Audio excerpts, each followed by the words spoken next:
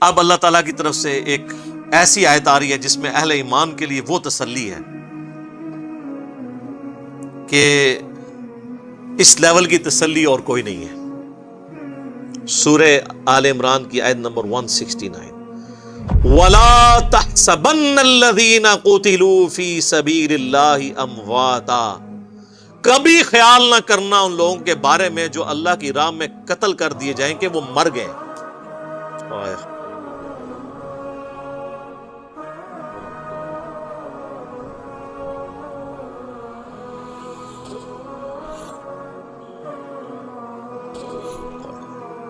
حالانکہ مر چکے ہیں، کیونکہ اللہ کہہ رہا ہے وہ قتل ہوئے ہیں، تو قتل ہوئے تو مر تو گئے، لیکن نہیں، وہ دنیا سے مرے ہیں۔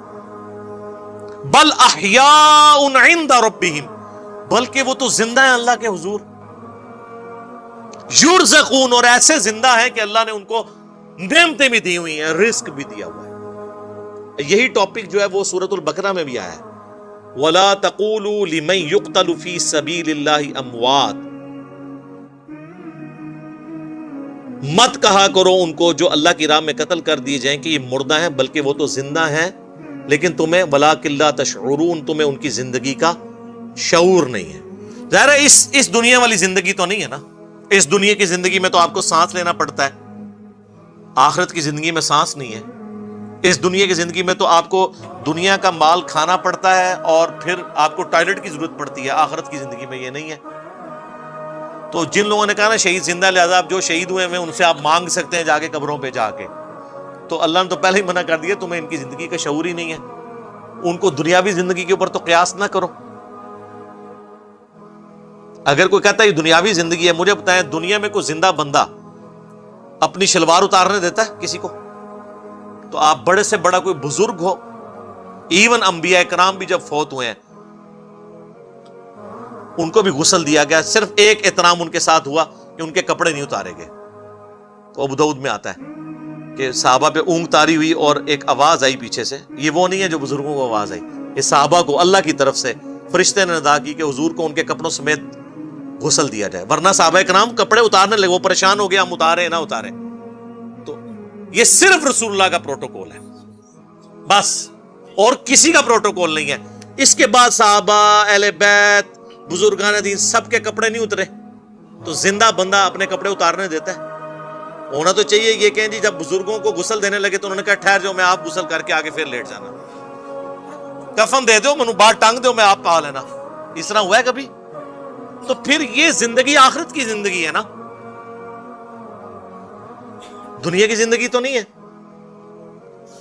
فرحین بما آتاہم اللہ، وہ بڑے خوش ہیں ان نعمتوں میں جو اللہ نے ان کو دی ہے، من فضلی، اپنے فضل سے، وَيَسْتَبْشِرُونَ بِالَّذِينَ لَمْ يَلْحَقُوا بِهِمْ، اور وہ خوش ہو رہے ہیں جنت میں بیٹھے بیٹھے ان لوگوں کے بارے میں بھی جو ان کو ابھی مر کے نہیں ملے۔ بھئی جو دنیا میں زندہ ہیں ان کے بارے میں جنتی کیوں خوش ہو رہے ہیں؟ من خلفہم، جن کو وہ پیچھے چھوڑ آئے ہوئے ہیں، اللہ خوف علیہم ولا هم يحزنون، کہ نہیں ہے ان کو کوئی خوف اور نہ وہ غمگین ہوں گے۔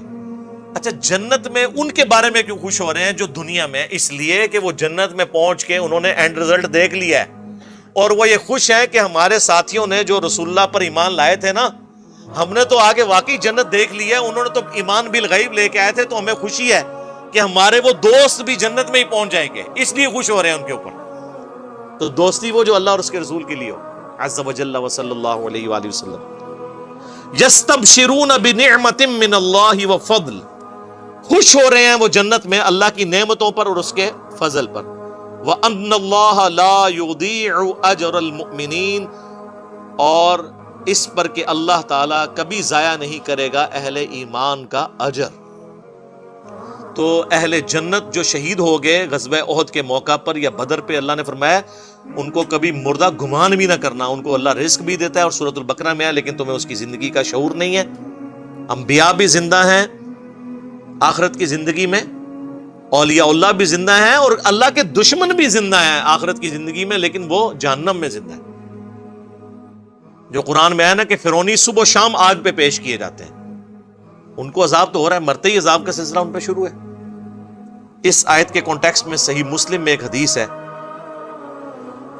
اسی آیت کے کانٹیکسٹ میں، کہ ان کو گمان نہ کرنا جو مر جائیں اللہ کی راہ میں کہ وہ مر گئے، وہ اللہ کے حضور زندہ ہے، ان کو رزق دیا جاتا ہے۔ تو حضور سے جب پوچھا گیا یا رسول اللہ یہ کس طرح کی زندگی ہے، تو آپ نے فرمایا کہ اللہ تعالیٰ اہل جنت کو وہاں پر یعنی ان کی روحوں کو پرندوں میں ڈال دیتا ہے اور وہ جنت میں اڑتے پھرتے ہیں، سبز پرندے، اور وہ شام کے وقت آ کے عرش کے نیچے جو اللہ کی قندیلیں ہیں نا ان پہ آ کے بیٹھ جاتے ہیں۔